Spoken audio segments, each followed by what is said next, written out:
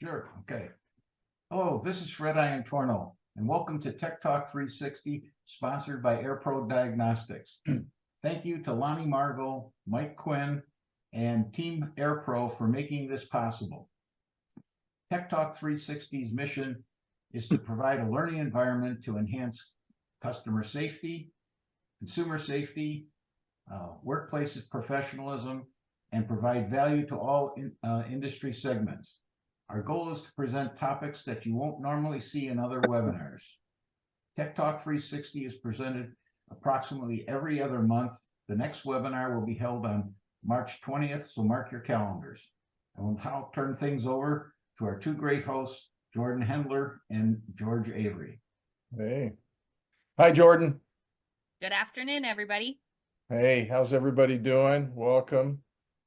Thanks for having CIC in January in Palm Springs.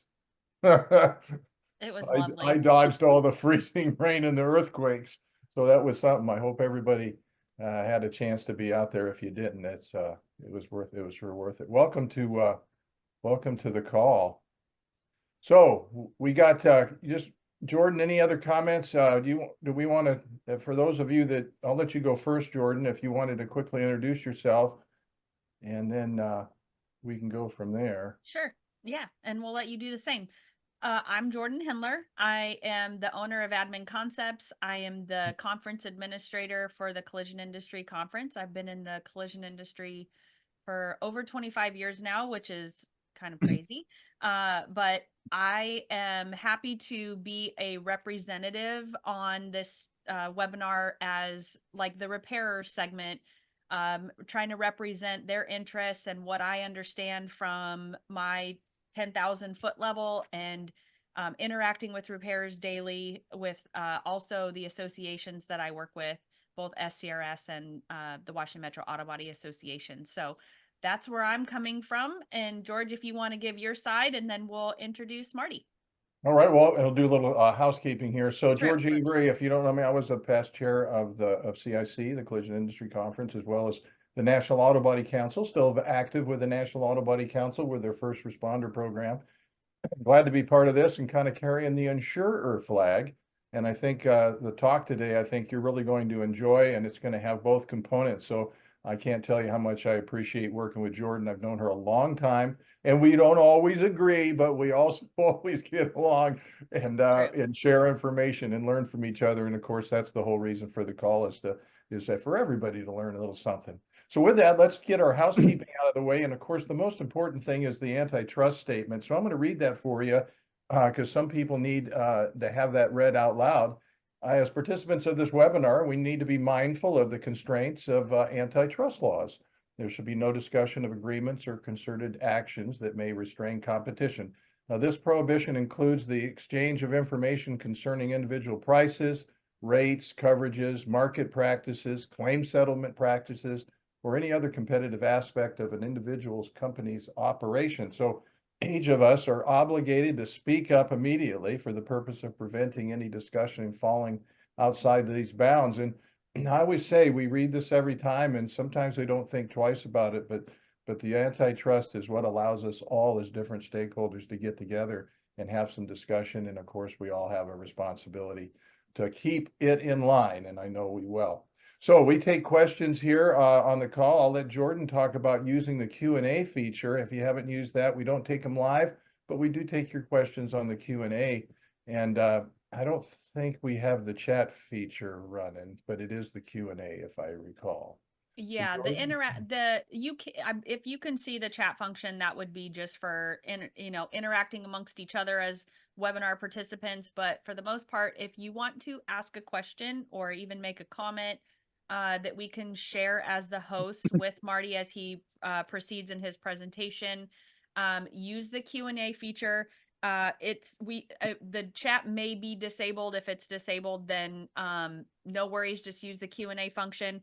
And the questions will come to us. We'll find the right place to ask the question. It might be held to the end of the presentation to make it easier to get through the materials and then start the discussion at the end of that. If you've submitted a question and we run out of time, we'll do our best to get to every question, and we might even combine questions that are very similar to each other. And then we also will ask our own questions. So I think with that, George, we can get forward on All introducing right. Marty. Well, let's introduce Marty Ellingsworth. Marty is president of Salt Creek Analytics, and his picture is there. And we gave him a little bit of a bio. With a lot of bios, they have a lot of good information, and we certainly peeled it down here a little bit. But I think the bio is available on the. I think you can get that if you can't. I'm not sure his full bio, but that's certainly worth reading as well. So with that, I want to. Pardon me? It was on the registration. Yeah, it's on the registration. So you've got what you need. But Marty, welcome. We're glad to have you. We're going to turn this over to you, and we'll advance your slides for you just to keep that all as smooth as we can. And we'll try to keep the questions kind of toward the end and let you get through your presentation. But if we end up with a question along the way, and Jordan, I think it's a good one to interrupt, we might. But I think we'll have enough time at the end for some question and answer. The other advantage of waiting to the end is sometimes you start going down a rabbit hole that's going to be covered later in the presentation. So, going through the whole one might be a little helpful. So Jordan, if you're good and I'm good, unless I missed something, we'll turn it over to Marty. Sounds good. Thanks. All All right. All yours. Well, thank you, everybody. It's a pleasure to be here, and it's a fun time to do talks like this. When they said, Marty, talk about anything you want, but make it about cars, and crashes if you have them, and insurance if you don't. And I said, okay, this will be fun. The themes that I've been working on the last couple of years have been around, how process-oriented companies are focusing more and more on consumers and satisfaction. But in the last couple of years, the kind of crisis in pricing and the crazy world around us in car prices and inflation has created an environment where just to survive, we're all raising rates. That's not a secret. You can read it anywhere.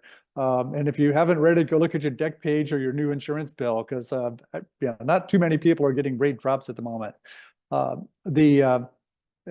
it comes to insurance and the garage of the future, it's one of my favorite topics is the what I call the Thanksgiving Day problem, where all the execs at an insurance company get together and they look at each other and blame each other for what happened this last year. It didn't work. You don't listen to me, and you don't know what you're talking about. And this year it's been truer than most, where the kinds and types of cars and the kinds and types of features and the kinds and types of values have been fluctuating so much that the question of are we even literate anymore when it comes to talking about cars is as built, as priced in current market, what features are on the car, what glass is on the car, all these really specific, important questions for both repairing and valuing a car, and against the car's current value when it comes to total losses. That's like been that's the setup for today's talk. And I'm going to go retro a bit. So let's go to the next slide. And the tagline here is that, how do you think about dynamic changes in vehicles, both their values and features, when it comes to auto insurance, repair shop business strategy, and one of my favorites, workforce management. And I'm going to start this conversation today saying, I was looking at my news feed the other day on LinkedIn, and up pops this article on Warren Buffett. And he's like 93 years old, still working. And everybody goes, why would he be working at 93 years old? I'm going, because he wants to. And that's maybe it's the love of the game. Maybe he just enjoys it, but he's still doing that. And when I think back on my career or sets of careers, I've had 3 major career moves in 40 years. So in 1984, I graduated from the Air Force Academy, spent 8 years in the Air Force, got out, spent about 8 years in healthcare. And then in 1999, 25 years ago, came over to PNC Insurance. So the idea that I've just spent, close to 40 years working and still might have another 35 or so left if I follow Warren, is I'm maybe at the halfway line, I'm at the 50-yard line in terms of career-wise. But maybe working into your 90s isn't for everybody, but I don't, I'll let you know when I get there. It's too early to tell. So next slide, please, Jordan. What I want to talk about today, I'm waiting. There we go. Is a little bit of what everybody knows, but add in the magnitude. Because my whole 40 years has been in analytics. I started with the Air Force, working on major weapon systems and human-centered design, and all the technologies you see in cars today were going into planes 40 years ago. So forward-looking infrared radar, cockpit of the future, heads-up display, all these sensors and integrated fusion.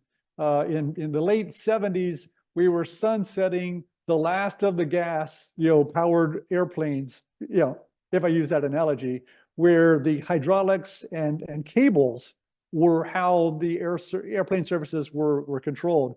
And we were moving to chips with sensors and fused data and fly-by-wire concepts. So think about the F4, which kind of looks like a brick with a rocket attached, and the F-16, which is like this beautiful, modern-looking, sleek designed aircraft that does 9G turns and everything else.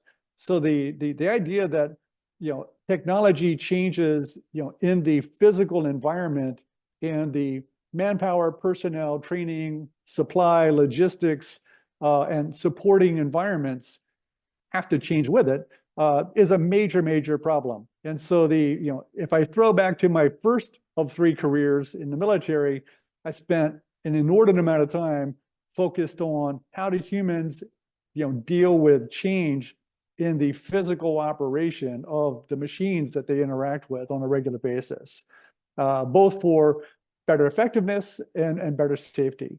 So that'll be part of the process that we go through. And as we get to what happens to the repair shops, I think there's going to be a convergence of the same old ICE vehicles coming through because the consumers are stressed. They don't have the money. All their, everyone on a fixed income is getting hit with, higher interest rates, higher insurance rates.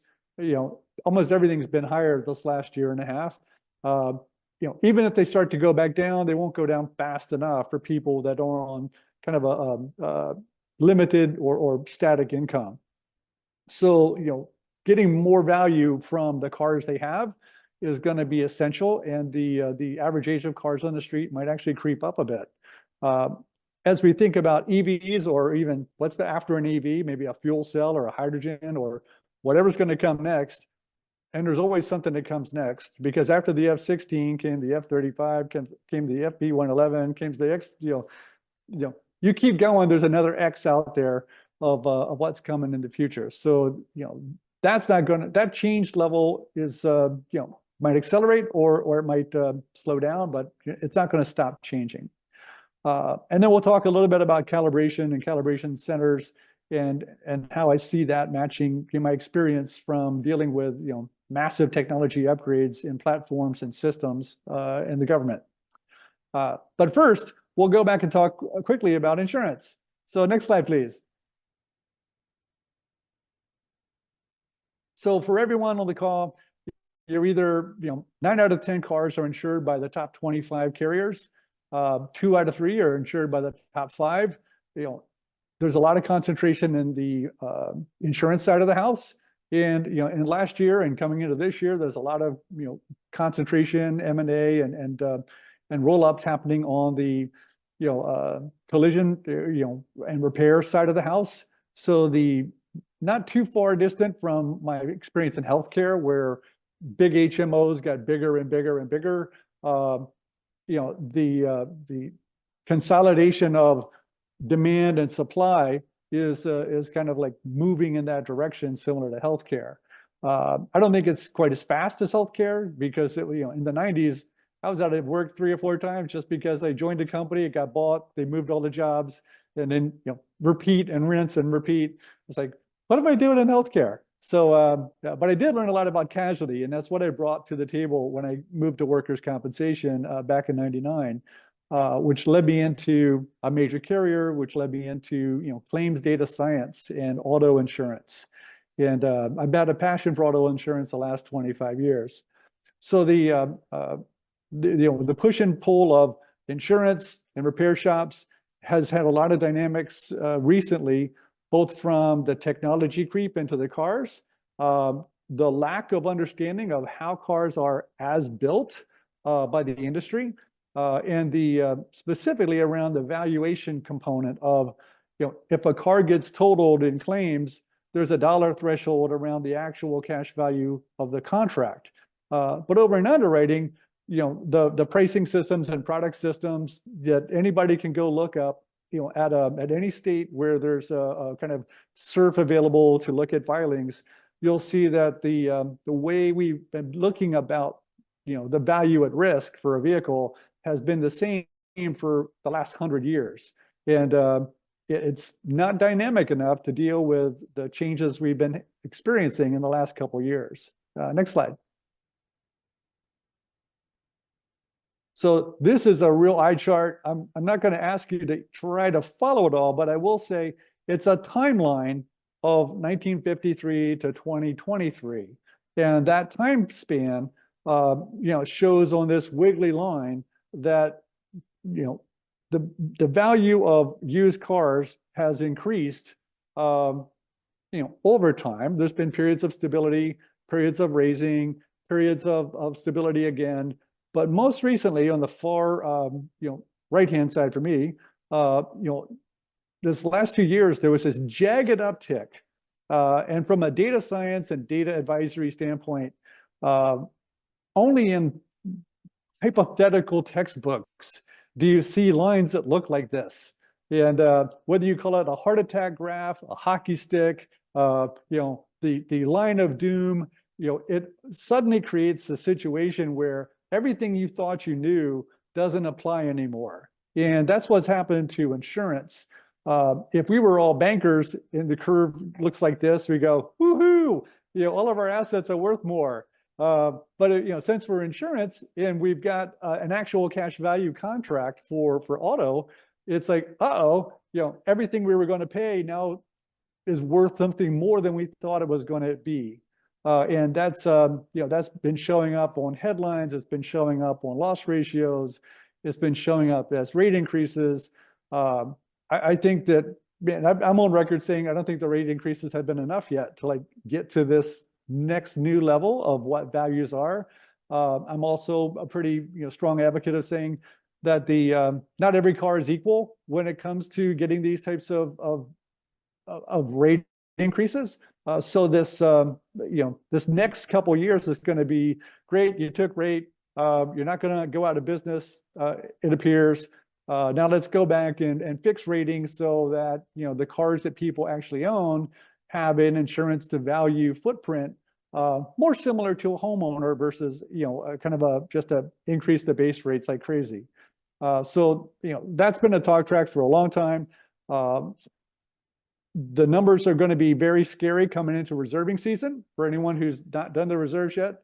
Customer profiles are going to be very, I'll say, three-factor. It's cars that aren't worth much, that still aren't, cars that have gone up a lot in value, and then the undiscovered, unnoticed underrating problem of cars that were built to a high order spec of trim that instead of using the as-built price, you use the base price.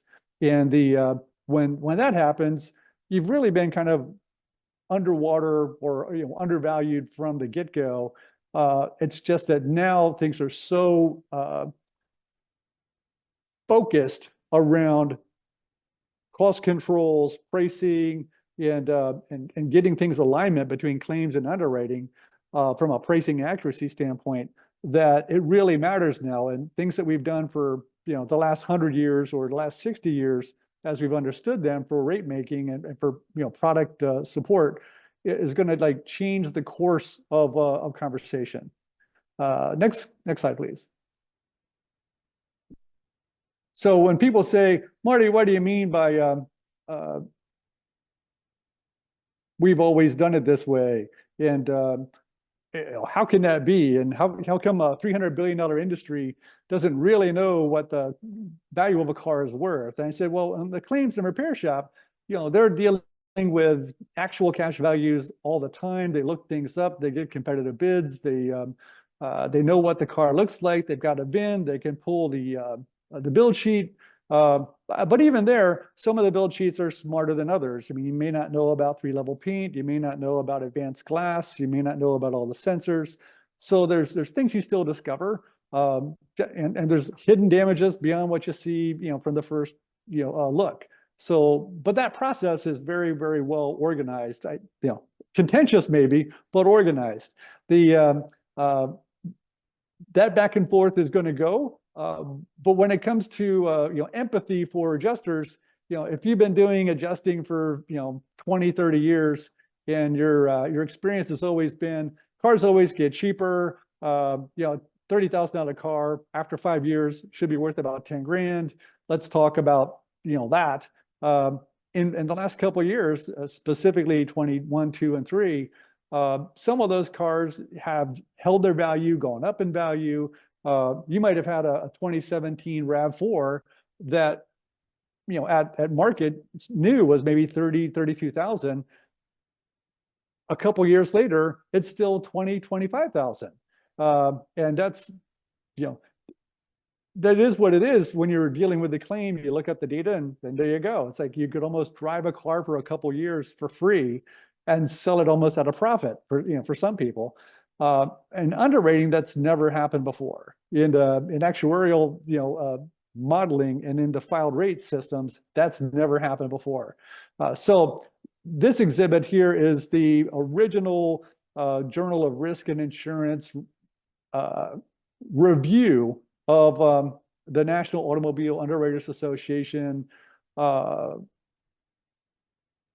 showcasing of how they do rate making back in, I think, the mid to late 1950s.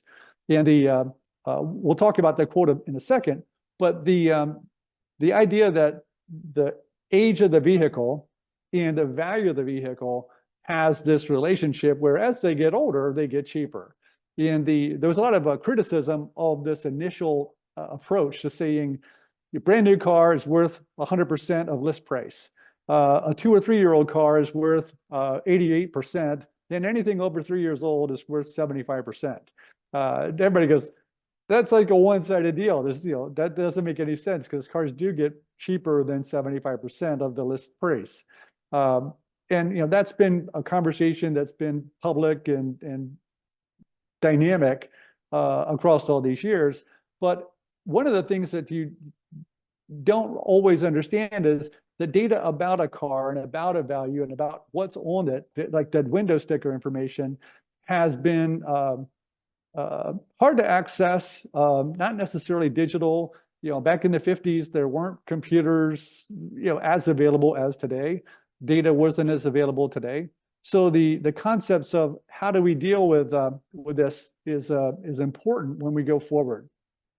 So next slide. And I'm going to go through these next few slides very quickly so we can talk about the garage of the future. But it's important to understand the dynamics and magnitude of how unsettled the industry is right now about what is the vehicle, how is it built, what's its original price, what's its current price, what's the as-built price, because the mismatch of how claims deals with things, now underwriting and pricing deals with things, is so amplified right now that companies are writing at a loss, and that's what all the rate taking is about, is stop the bleeding. We'll be moving into a phase of price accuracy and better personalization, especially with telematics type programs. But at the base, when you look at Luther Tarbell's talk back in 1959 at the Actuarial Society meeting, he basically says, here's what we really do. And that was like rate making 1.0. And then as you look at the Robert Crow's discussion, in the Journal of Risk and Insurance back in '64, and I think it's always good to do your literature review. They basically say a 5-year-old vehicle presents as much smaller potential loss to the insurance company than a 6-month-old, even if both had the same list price when new, because the former has depreciated in value to a large extent. So where we are right now is where we were 60 years ago. most year model factors say as the car gets older, it gets cheaper on a percentage basis. And it's monotonic, it goes down every year. And if you're wrong and it doesn't go down, it goes up, you're creating an insurance to value exposure gap. And it just gets worse and worse as your data floats apart. So next slide. So things that on this graph, you'll see 2016 to 2023 on the bottom scale. You'll see dollar values on the vertical scale. What I've done is I populated using, I can see Car Guru's data, the value on the street as reported by Car Gurus of a Toyota RAV4 from different year models. So this is 2002, a 2005, a 2010, a 2017, and 18, and 19. And what you can see is that the older cars basically stayed not worth it and much more than they were before the pandemic. So 19 versus 23, maybe there was a little tick up, but not too much. Where the newer cars have been, much more desirable, and the value in the aftermarket or used market for them have actually driven the value of those cars above. So instead of going down, down, down, or staying, flat, they've actually gone up in value, and that's something that no one in the industry has seen in their working careers. If you have, it's been a one-off. This is like market-wide. So next slide, we'll see that if I take the RAV4 example and I say, well, let's just see everything from 2017, 18, 19, 20, 21, 22, and map them out, we get that same idea that before the pandemic, things were generally going down as normal. But during the pandemic and now after the pandemic or post-pandemic, we have values that are still very elevated. And if the call out for 2022 was the Toyota RAV4 at 25,000, back in 2018, it was about 25,000. So while your pricing model says it's getting cheaper every year, the actual cash value has been holding steady or going up. And that's been causing trouble with every car, with every crash, with every total loss call dynamically across this time period, because knowing what the price is now not something you can just look up in a book. You have to get more of an active quote, and not just a general description of the car, but you need to have the actual build sheet information. For some cars, it's very simple. There's no options. In other cars, it's not as simple because there's plenty of options. Next slide, please.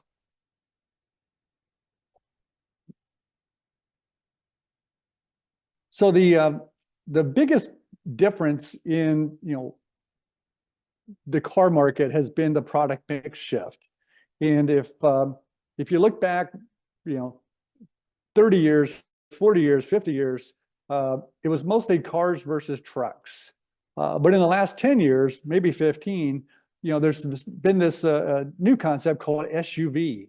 And the SUVs are bigger than cars, and in some cases, they're more truck-like versus more car-like, but they're a category all their own now. And that category has been growing from maybe 2 out of 10 8 years ago to 6 out of 10 vehicles last year. So the mix shift of the fleet being more valuable intrinsically and holding its value intrinsically has created this dynamic where everything's wrong in the world.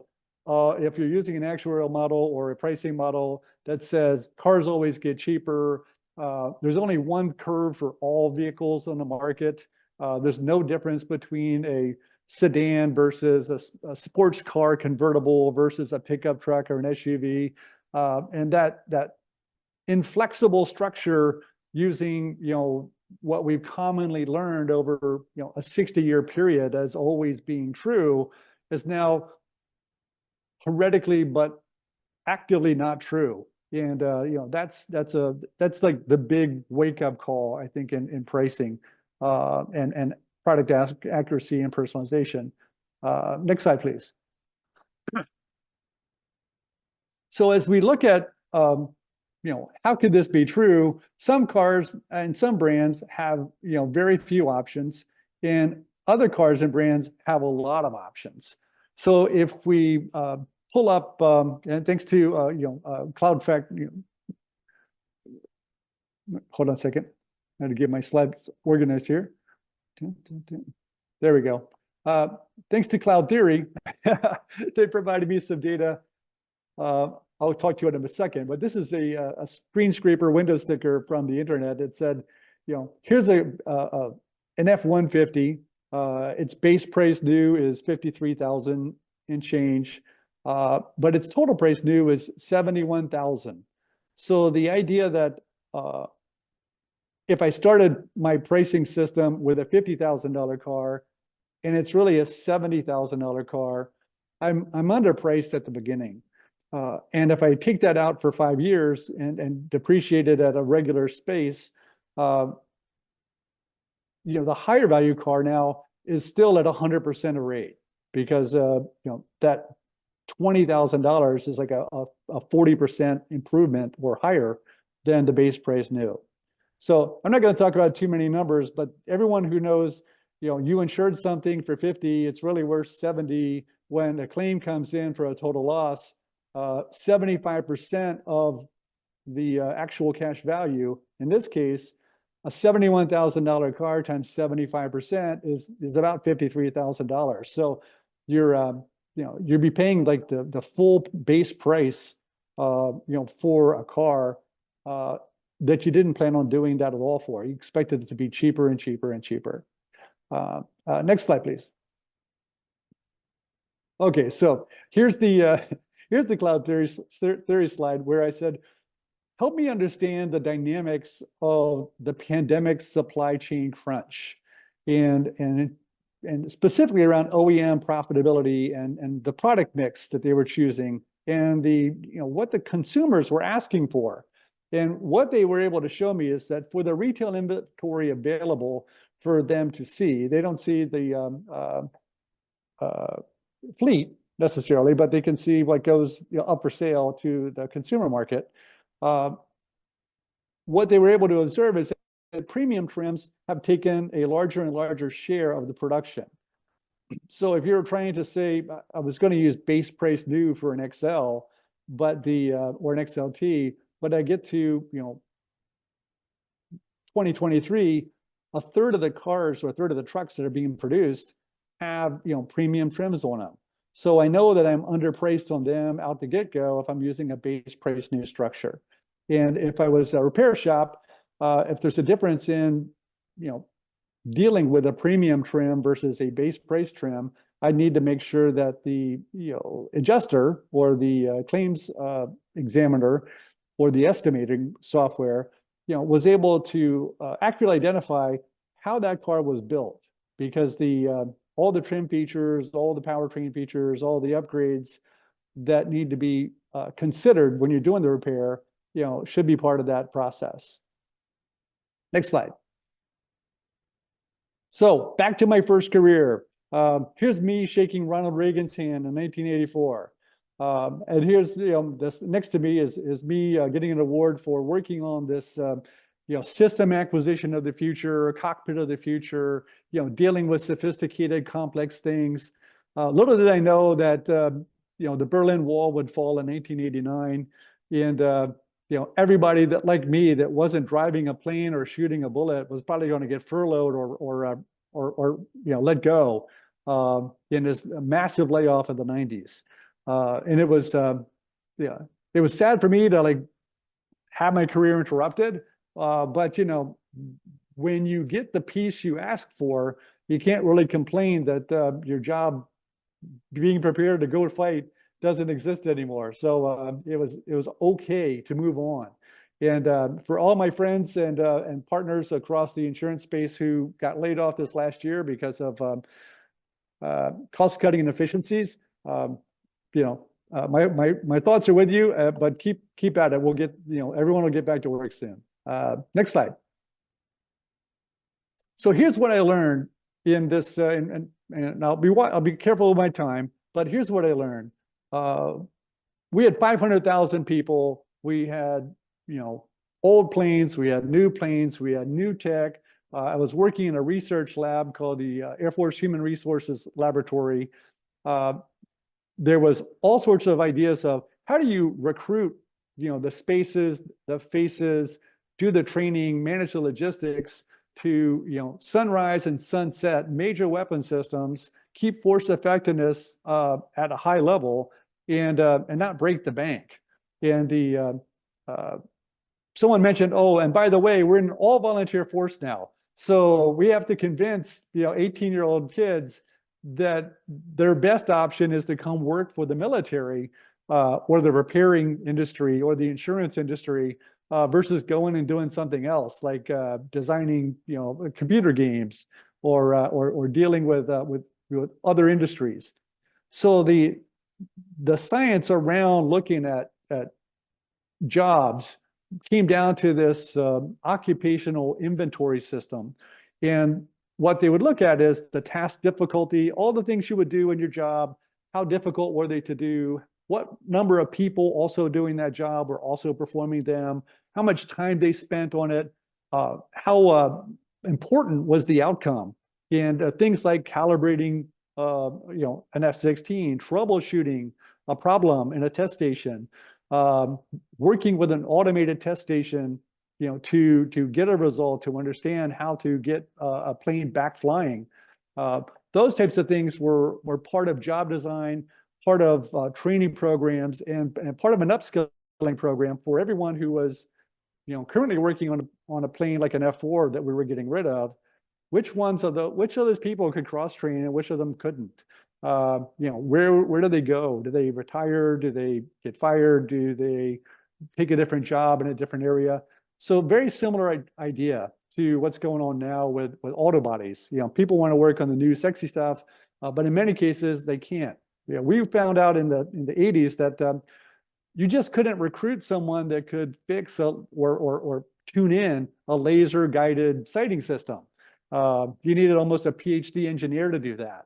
So the whole idea was, instead of trying to have someone fix something that we couldn't give them the tooling, we couldn't give them the training, they didn't have the education, let's just make that a line replaceable unit. And we'll just pull a box and put a new box in. Or we'll take it and send it to a depot and let the techs work on it there. So that same idea of the maintenance concept, the logistics concept, the supply concept, created these new ways of working that in some cases help people be happier in their jobs and want to stay. What was different between an Air Force design or a tank design or a Navy ship design or a spacecraft design and vehicles is the scale of vehicles and the distribution of vehicles. There's 284 million cars and trucks and SUVs and 125 million households and 6 million businesses across 225 million registered drivers just in the US. So that level of distribution, means that the service points of repair, of touching a car, of calibrating things is so complex that, we're likely going to have a depot maintenance concept for many things. And you might see that with a Tesla. It's like, well, nobody knows how to do that thing, so they send it off to wherever it goes. And other cases might be line replaceable units where you just pull a chip, put in a new chip, calibrate it, see how it goes. But the calibration is going to be, a bigger issue as cars age into the fleet. So the one thing around data is observing it, identifying patterns, establishing predictions, monitoring for change, and then keep that repeating in the process so that we can see when things are changing faster than we thought, we can respond to that. And when things are not changing as fast as we thought, we can respond to that.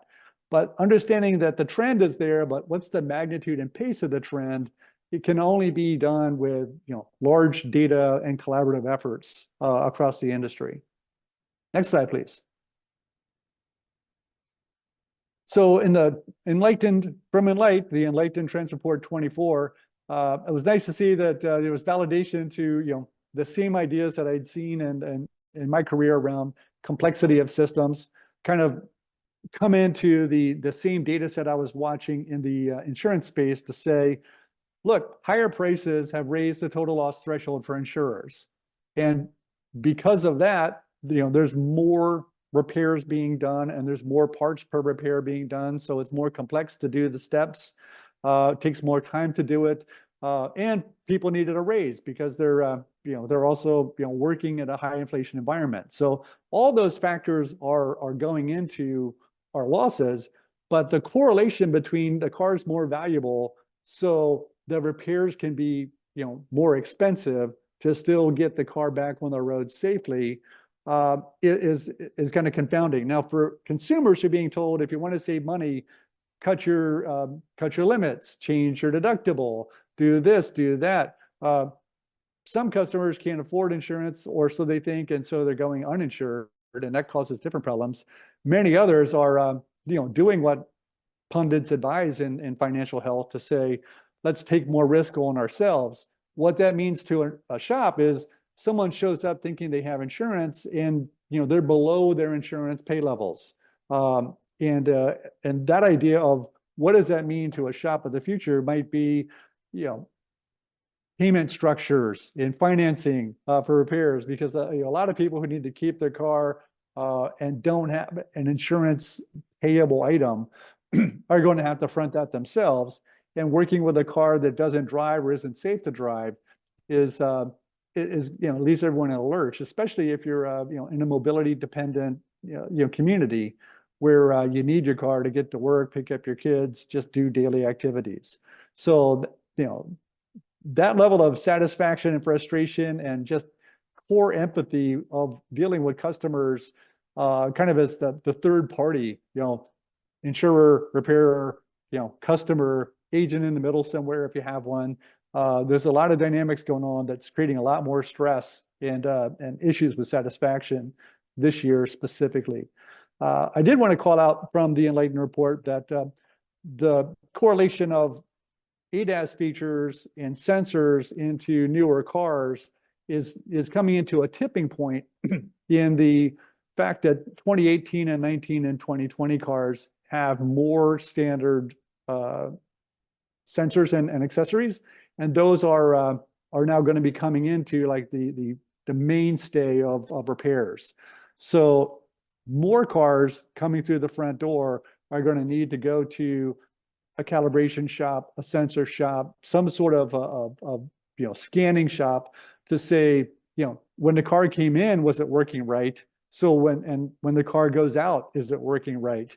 Because the liability of that car being ready for the road is going to be questionably asked and answered, more and more as we go forward. Did you know this car wasn't calibrated when it came in? And how come it wasn't properly calibrated when it went out? And what if someone got in an accident? These are kind of like new areas for emerging risk in shopkeepers and garaging and repair, and maybe even insurance contracts. Next slide, please. So the road ahead, features are going to be leaking into the fleet. They're going to be, multiple features per car versus single features per car. The fusion of these different sensors are going to get more and more complicated. The logic of how they combine is kind of hidden and embedded in proprietary approaches by manufacturer. So you're not going to be able to just test drive a car. You're going to have to like scan it, understand it.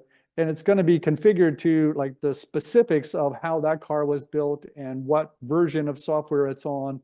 So, troubleshooting and fault codes and special tools and all the different things you need to do the calibration are getting harder and harder to understand what the requirements are, as well as to understand when it's done.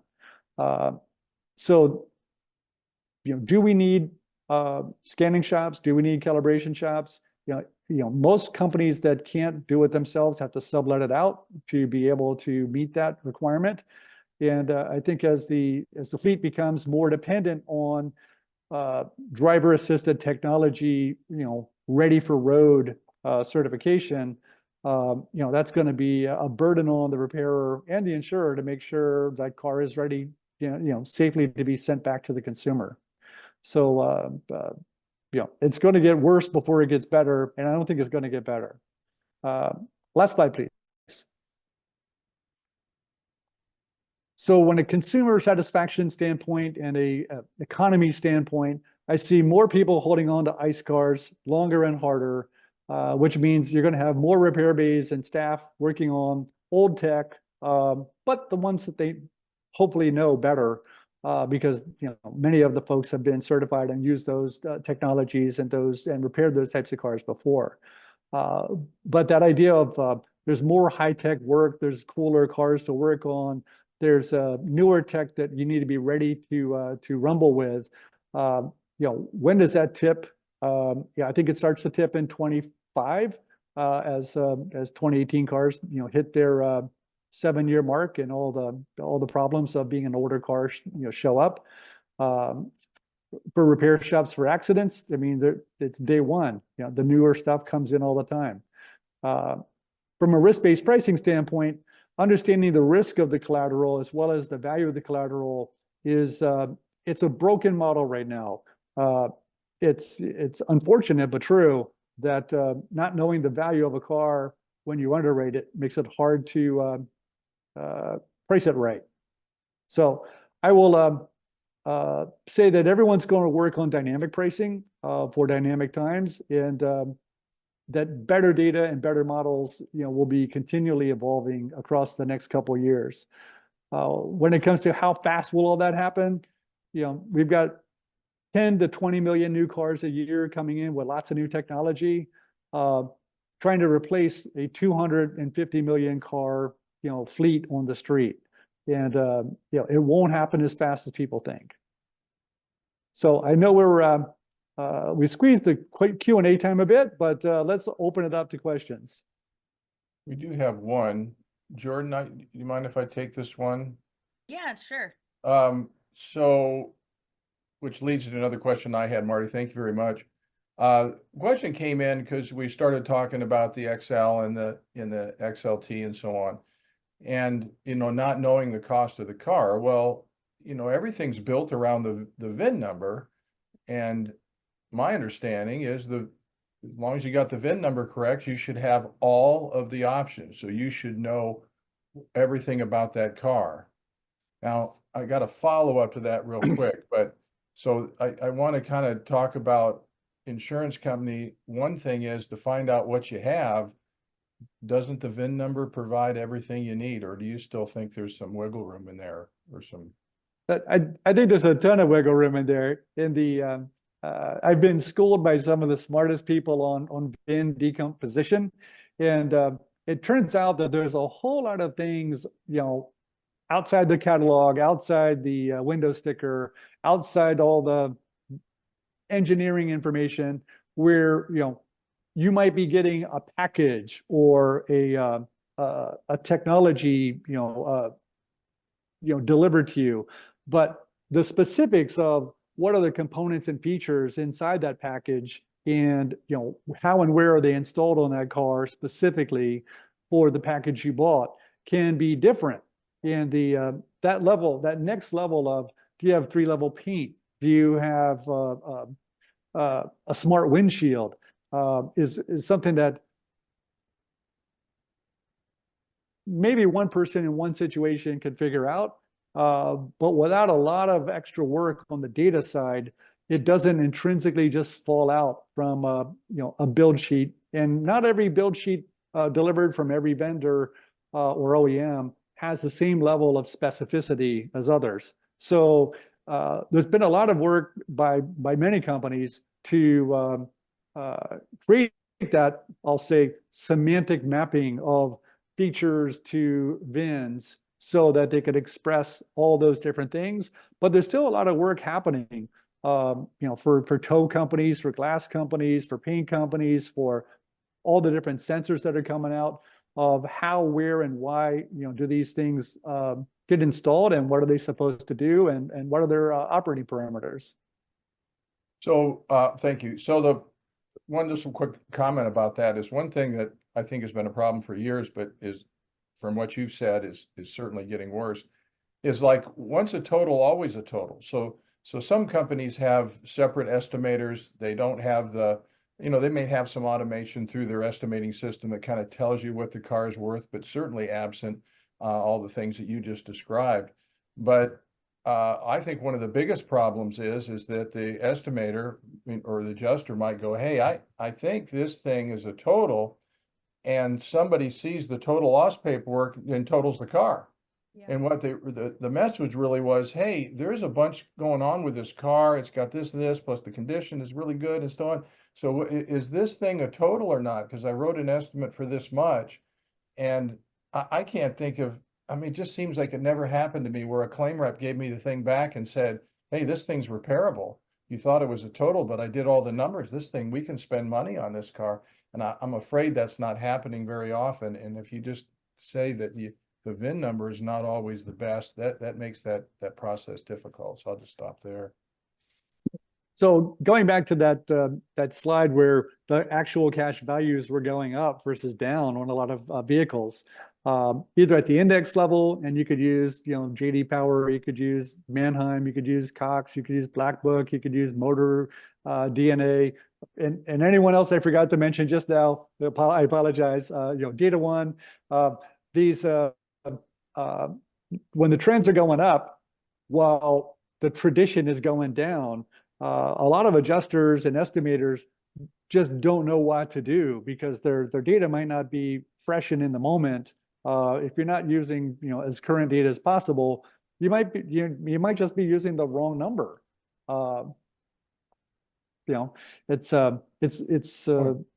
things. If you're not using a data-driven process that's tied into in-market valuations, you're just going to have trouble with decision making because your data is going to be either old, stale, or maybe mismatched to the level of build. So Marty, I know there's a question here too in the Q&A that's asking just like what kind of sense would you have for how EVs would affect the industry, and those of us who see it on a daily basis know that it's a pretty big effect. They're not treated the same.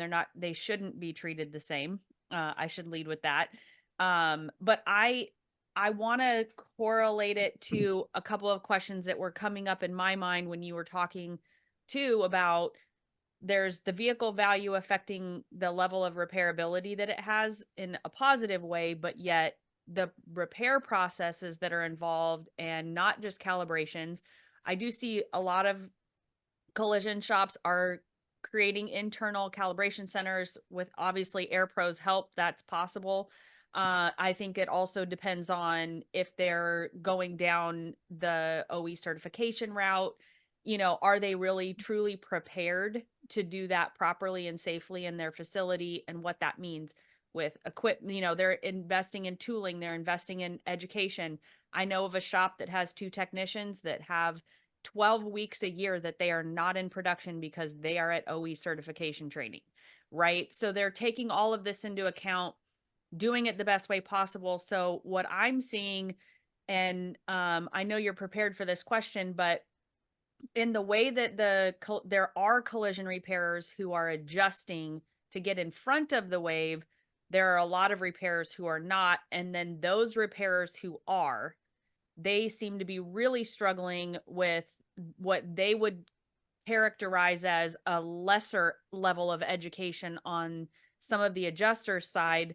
There was through COVID, I think we all know a pretty significant shift in how claims handling was done, and especially in the virtual world. So they're complaining to me a lot about how the vehicle value, like understanding totals, understanding repair processes. From a carrier side, they want to be met with the level of education that they're trying to have.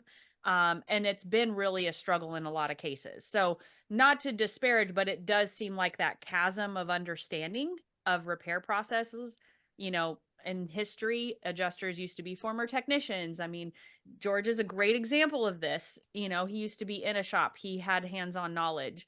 And now there seems to be less and less of those people, or maybe that generation, that are available, or there's just a lack of this understanding to have good valuable, expedient conversations. So we're seeing that across the board.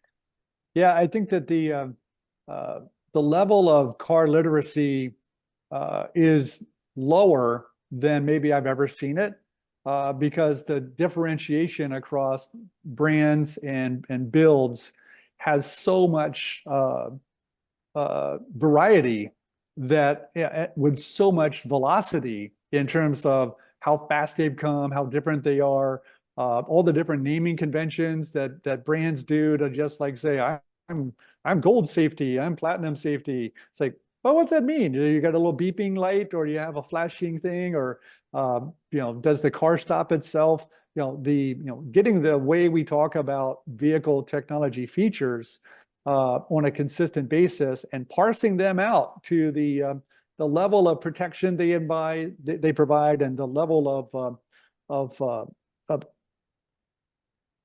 risk that they are supposed to manage just isn't there yet. And I don't know if you can educate our way out of it, or it's more of data standards with well understood, industry accepted terminology that can be shared at a VIN level that pulls the build sheet and pulls the tech features. And if there's a feature that hasn't been mapped, everyone goes back and maps it so that you can pull it forward. Because with the tens of thousands of possible things you could map, a lot of them are being mapped year over year now. And every new feature that comes up, you don't know if that's going to be an orphan or a widow. It's like, is it a feature that starts and then nobody supplies, or it stops and nobody does it after that, or it stays in production and it gets scaled up to the fleet.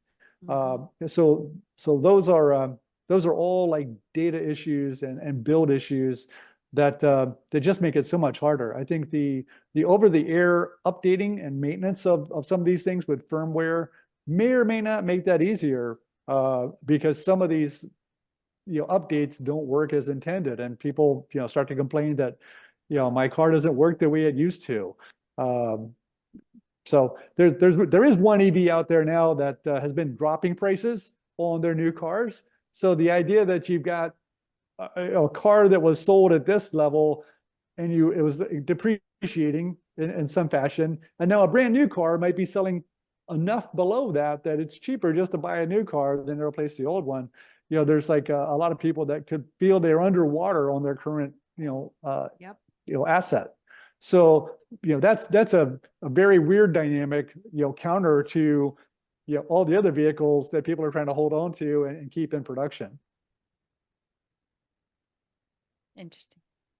We're at the top. But I did want to say, when it comes to these new technologies, one of the things I remember clear as day from all the weapon system planning and complex systems planning is that the safety issues that come up with new technologies, new materials, new energy sources, new mechanisms of production, aren't always apparent, day one when it rolls off the factory. So, the industry needs to be very, very aware that they don't know everything they don't know. And when a safety issue for a repairer comes up, or for a consumer comes up, or for anyone else on the road comes up, the process of repair and the process of adjusting, needs to be modified to like accept that, hey, this is different, and you need to take the battery out, or if it's a fuel cell, you do this. If it's a hybrid, you do that. If it's solid state, you do this. If it's something else, you do that. If it's been submerged in water, we don't want it. But if it's submerged in salt water, it's worse. Sure. So these ideas of how do you deal with different perils and different features in cars is emerging as a risk. Yeah. Even storage Even in the total loss realm is a huge conversation too. And I know we're at the top of the hour, Marty. George, I know we had a couple questions still in the Q&A, but I think we've run out of time. Yeah. And those, we'll we hold left a those. couple there, and there were contact information's available. So if you'd like to reach out to Jordan and I, will try to get you an answer. We hate to leave them in here, but when we're over time, that's a little difficult. But I certainly, other than tears in my eyes, Marty, it was a great presentation, but it was some pretty strong facts. And I think it was well worth going through that and talking about it. So thank you very much for your time. Well, thank you for having me, and I look forward to the next 10 years. It's going to be challenging for everybody, and but that's what we're here for, is to help customers with their risk transfer needs and to help people get their lives back in order when something bad happens. Sure. Well, thank you so much, Marty, George, Fred. Thank you so much for having us as hosts. We really appreciate it. And just for everybody that's still on, our next Tech Talk, I almost said TED Talk. Our next Tech Talk 360 is March 20th. So mark your calendars. I'm sure it'll be exciting again. And we really appreciate everyone coming on for AirPro, putting this on to have the industry get the education that they need, and especially related to the product development they serve. So we appreciate it. Yep. Thank you. Thank you, guys. Take care.